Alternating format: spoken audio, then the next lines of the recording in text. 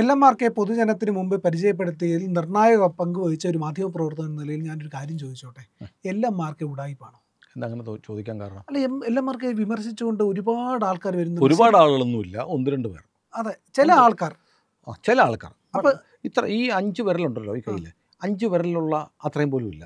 ഒരു 3 പേര് 4 പേര് അത്രയും പേര് ഞാൻ കണ്ടു. അപ്പോൾ എന്താ എൽ.എം.ആർ.കെ? ലയൺ മയൂര റോയൽ കിങ്ഡം എന്നാണ് എൽ.എം.ആർ.കെയുടെ പേര്. ഞാൻ എൽ.എം.ആർ.കെയുടെ ആരുമല്ല.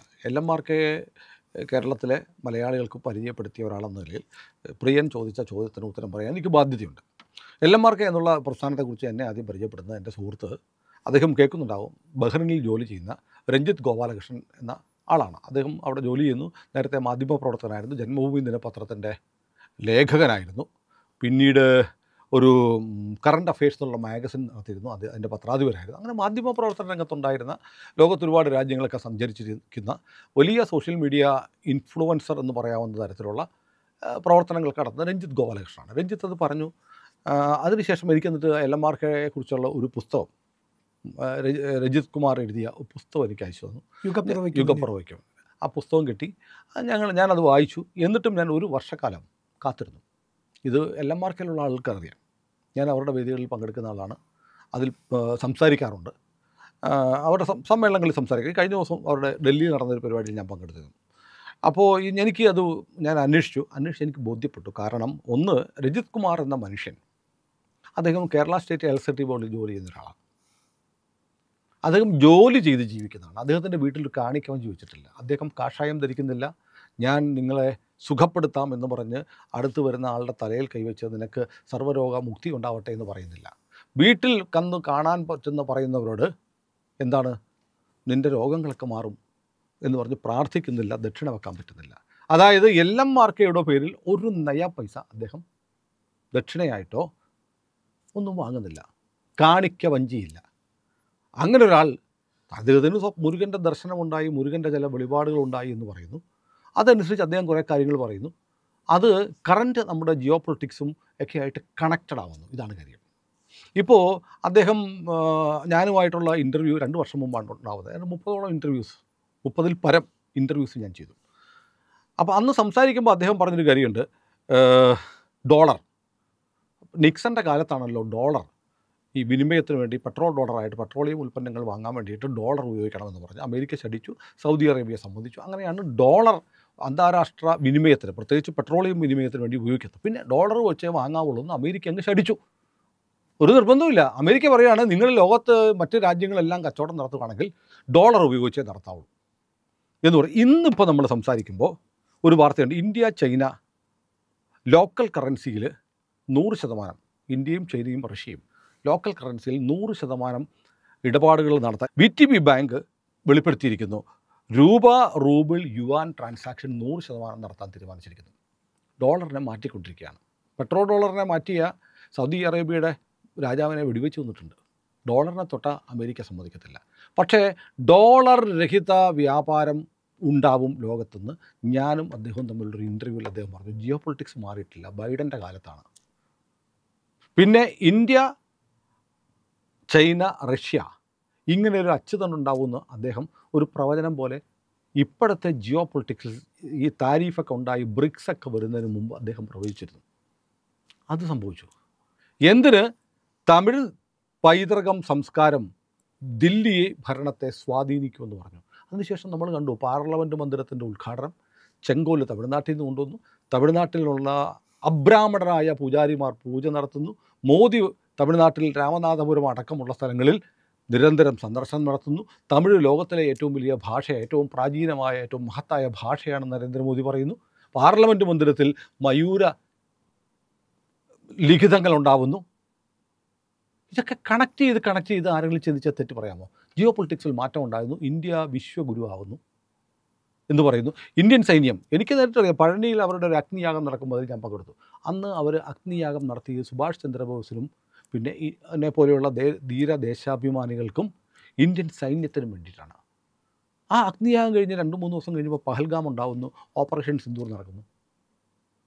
ഇതെല്ലാം ആരെങ്കിലും കണക്ട് ചെയ്ത് ചിന്തിച്ചാൽ തെറ്റ് പറയാൻ പറ്റുമോ? അദ്ദേഹം പറയുന്നു മുരുകയുഗമാണ്, മുരുക ഭഗവാൻ തീരുമാനിച്ചിരിക്കുന്ന പോലെ കാര്യങ്ങൾ ലോകത്ത് സംഭവിക്കുമെന്ന് പറയുമ്പോൾ അങ്ങനെ കുറേ കാര്യങ്ങൾ സംഭവിക്കുന്നു. അത് ജിയോ പൊളിറ്റിക്സാണ്. ആത്മീയതയിൽ ജിയോ പൊളിറ്റിക്സിന് എന്ത് കാര്യം എന്നൊരു ചോദ്യം സ്വാഭാവികമാണ്. ഞാൻ അതിലേക്ക് വരാം. അത് കഴിഞ്ഞ് ഞാനിപ്പോൾ പറയട്ടെ, കഴിഞ്ഞ റിപ്പബ്ലിക് ദിനം ഞാനുണ്ടായിരുന്നു തലസ്ഥാനത്ത് ഡൽഹിയിൽ.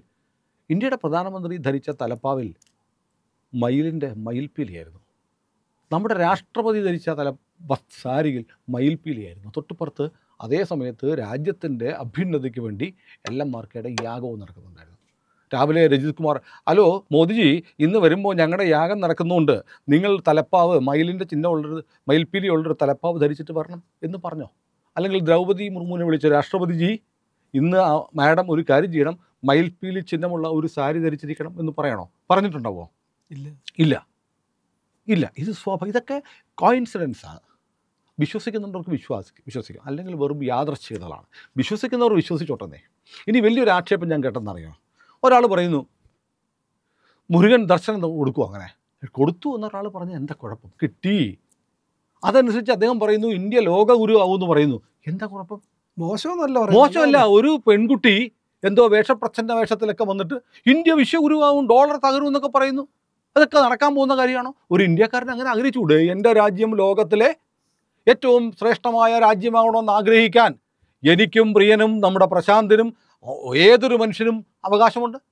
അത് തെറ്റാണോ? അത് രജിത് കുമാർ അത് പറഞ്ഞാൽ അതെന്താ തെറ്റാവുന്നത്? ഇന്ത്യ വിശ്വഗുരു ആവണം, ഡോളറിനെ വെല്ലുന്ന തരത്തിലേക്ക് ഇന്ത്യൻ രൂപ മാറണം, ഡോളർ ഒഴിവാക്കിയുള്ള വിനിമയം നടക്കണം എന്നൊരു ഇന്ത്യൻ പൗരൻ പറഞ്ഞാൽ, ആഗ്രഹിച്ചാൽ, അതിനുവേണ്ടി പ്രസംഗിച്ചാൽ, അതിനുവേണ്ടി എന്തെങ്കിലും ചെയ്താൽ എവിടെ തെറ്റാവുന്നത്?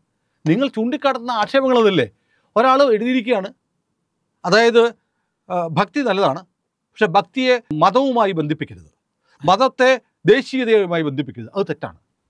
അതെന്ത് ന്യായമാണ്? ഇപ്പം ഞാൻ മനസ്സിലാക്കുന്നതറിയോ, ഇത് രജിത് കുമാറിന് വേണമെങ്കിൽ ഒരു ആശ്രമം കെട്ടി അദ്ദേഹത്തിന് കാഷായമൊക്കെ ധരിച്ച് അവിടെ കാണിക്കവഞ്ചിയൊക്കെ ശ്രമിച്ച് ഭക്തരെയൊക്കെ കണ്ട് ദക്ഷിണയൊക്കെ സ്വീകരിച്ചിരുന്നാൽ ഒരു പരാതിമാർക്കും ഉണ്ടാവില്ലായിരുന്നു. അദ്ദേഹം എന്ത് ചെയ്യുന്നു? അതൊന്നും ചെയ്യുന്നില്ല. നമ്മുടെ രാജ്യത്തിൻ്റെ ശ്രേയസ്സിന് വേണ്ടി, ഇന്ത്യൻ പട്ടാളത്തിന് വേണ്ടി, നമ്മുടെ ഇന്ത്യ ലോകത്തെ ഏറ്റവും മികച്ച രാജ്യമാകണമെന്നൊക്കെ ആഗ്രഹിച്ച് പ്രാർത്ഥിച്ചുകൊണ്ട് ചില യാഗങ്ങളും ഹോമങ്ങളും നടത്തുന്നു. അദ്ദേഹമല്ല ചെയ്യുന്നത്, ആചാര്യവിദ്യ പ്രകാരം അത് ചെയ്യാൻ പ്രാപ്തിയും അറിവും ഒക്കെ ഉള്ള ആളുകളെ കൊണ്ട് ചെയ്യിക്കുന്നു. അതെന്തിനാ ചെയ്യുന്നതാണ് ചോദ്യം.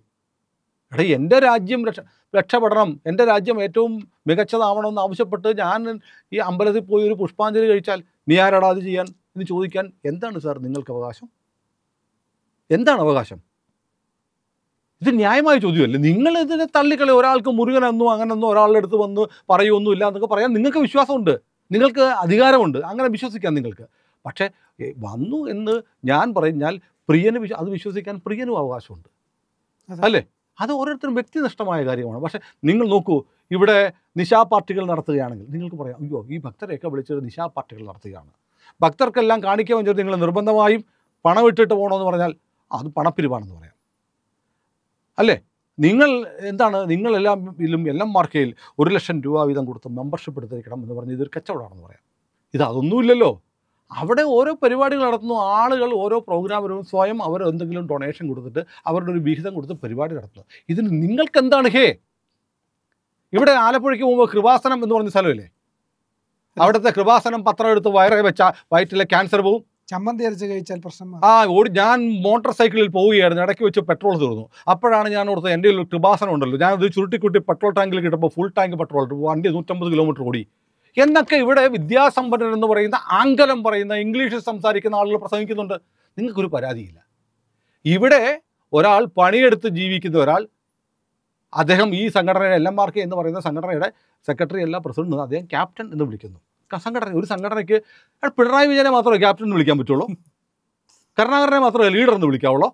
അപ്പോൾ ഒരു സംഘടനയുടെ പ്രവർത്തകർ ആ സംഘടനയുടെ ഔദ്യോഗിക ഭാരവാഹിക്ക് ക്യാപ്റ്റൻ എന്ന ഡെസിഗ്നേഷൻ തീരുമാനിച്ചു.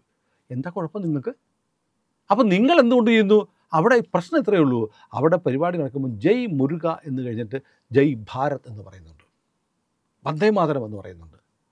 നരേന്ദ്രമോദി എന്ന് പറയുന്ന മനുഷ്യൻ യുഗപുരുഷനാണെന്നും അദ്ദേഹം ഇന്ത്യയെ മുന്നോട്ട് നയിക്കുന്ന, ഇന്ത്യക്ക് കിട്ടിയ മഹാഭാഗ്യമാണെന്നും 2014 മുതൽ അദ്ദേഹം ചെയ്യുന്നതൊക്കെ മുരുകൻ്റെ ഹിതമനുസരിച്ചുള്ള കാര്യങ്ങളാണെന്നും അദ്ദേഹത്തിൻ്റെ ശക്തി മുരുകനാണെന്നും കുറേ ആളുകൾ വിശ്വസിക്കുന്നേ. നിങ്ങൾക്കെന്താ കുഴപ്പം? അത് ഈ രാജ്യത്ത് ക്രമസമാധാന പ്രശ്നം ഉണ്ടാക്കുന്നുണ്ടോ? വേടന്മാരെ ചെയ്യുന്നത് പോലെയുള്ള കൃത്യങ്ങൾ ചെയ്യിക്കുന്നുണ്ടോ? പിന്നെ എന്തിനാണ് പ്രിയ എതിർക്കുന്നത്? കൃത്യം ഇത്രയേ ഉള്ളൂ. ഹിന്ദു ഭക്തരുടെ ഒരു മൂവ്മെൻറ്റ് ഉണ്ടാകുന്നത്, ഹിന്ദു ഭക്തരുടെ മൂവ്മെൻറ്റ് ഉണ്ടാകുന്ന കുംഭമേള ഇപ്പോൾ നടക്കുകയല്ലേ തിരുനാവായിൽ. അത് വന്നപ്പോൾ എന്തായിരുന്നു ബഹളം? ഇപ്പോഴും അടങ്ങിയിട്ടില്ലല്ലോ. അതിനെതിരെ കാമ്പയിൻ. നന്ദഗോവിന്ദം ഭജൻസ് ഉൾപ്പെടെയുള്ള ഭജന സംഘങ്ങൾ വലിയ തരംഗമായി കേരളത്തിൽ അപാലവൃദ്ധം ജനങ്ങളെയും ഭക്തിരസത്തിൽ ആറാടിക്കുമ്പോൾ നിങ്ങൾക്ക് കുരുപൊട്ടുന്നു. കാരണം ഹിന്ദുവിനെ ഒന്നിപ്പിക്കുകയാണ്. മുരുകൻ്റെ പേര് പറഞ്ഞ് ആളുകൾ ഒന്നിച്ചാൽ, മുരുകൻ്റെ പേരിൽ എല്ലന്മാർക്ക് മാത്രമല്ലെന്ന് എറണാകുളത്ത് കഴിഞ്ഞ ആഴ്ച വേറെ ഏതൊരു സംഘം മുരുക സംഗമം നടത്തി.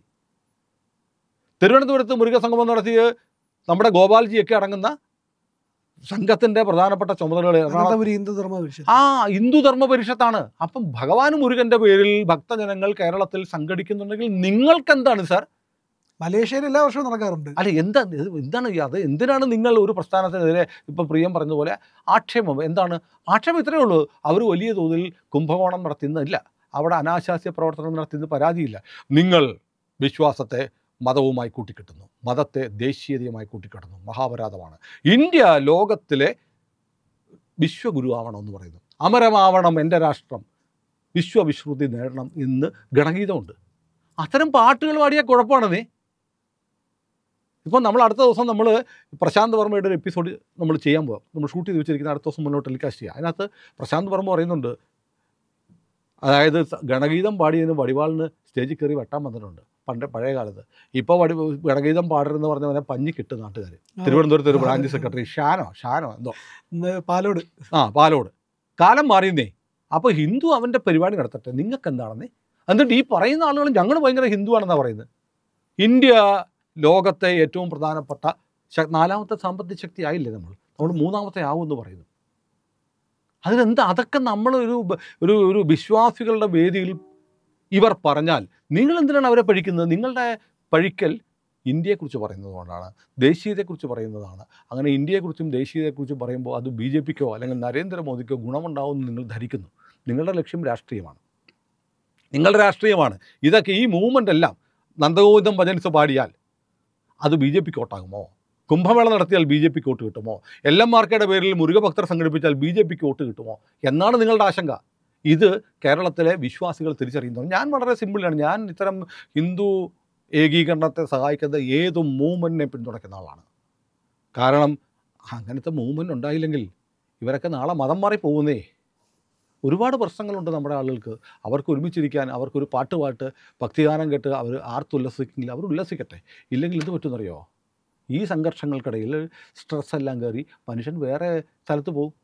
ഇപ്പോൾ അതാ തൃശ്ശൂരെങ്ങാണ്ടുള്ള ഒരുത്തിനെ പിടിച്ചിട്ടില്ലേ? എന്താ ഒരു യേശുവും ഒക്കെ അയാളാണ് കേസെടുത്തു. 50,000 രൂപ വെച്ചാൽ മേടിച്ചുകൊണ്ടിരുന്നത്. ഒരാൾ 50,000 രൂപ കൊടുത്ത് മെമ്പർഷിപ്പ് എടുക്കണം. കേസായി. ജയിലിലായോ എന്ന് എനിക്കറിയില്ല. കേസ് FIR ഇട്ടിട്ടുണ്ട്. അപ്പോൾ ഇങ്ങനെ ഇവിടെയൊക്കെ പോകുന്ന പാവപ്പെട്ട ഹിന്ദുക്കളാണ്.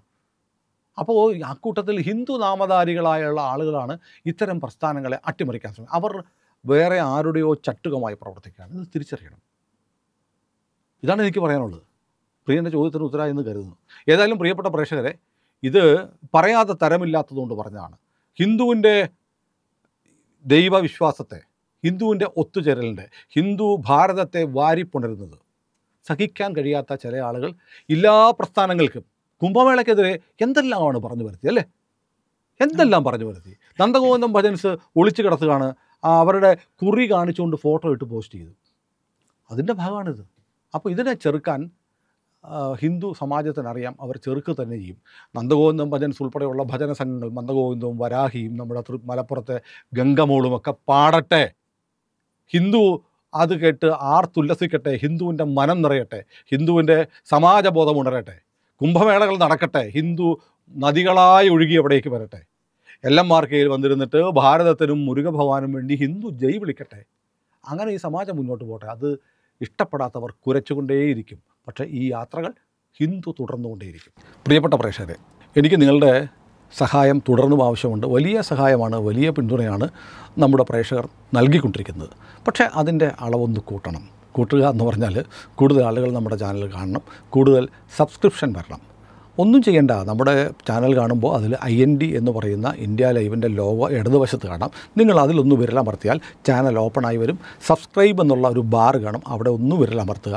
പിന്നെ തൊട്ടുപുറത്ത് ഒരു ബെൽ ഐക്കണുണ്ട്, അതും കൂടി ഒന്ന് അമർത്തി ഇന്ത്യ ലൈവിനെ അതിൻ്റെ മുന്നോട്ടുള്ള യാത്രയിൽ സഹായിക്കണം എന്ന് ഞാൻ അഭ്യർത്ഥിക്കുന്നു. മറക്കരുത്, ചാനൽ സബ്സ്ക്രൈബ് ചെയ്യണം, ബെൽ ബട്ടണും അമർത്തണം.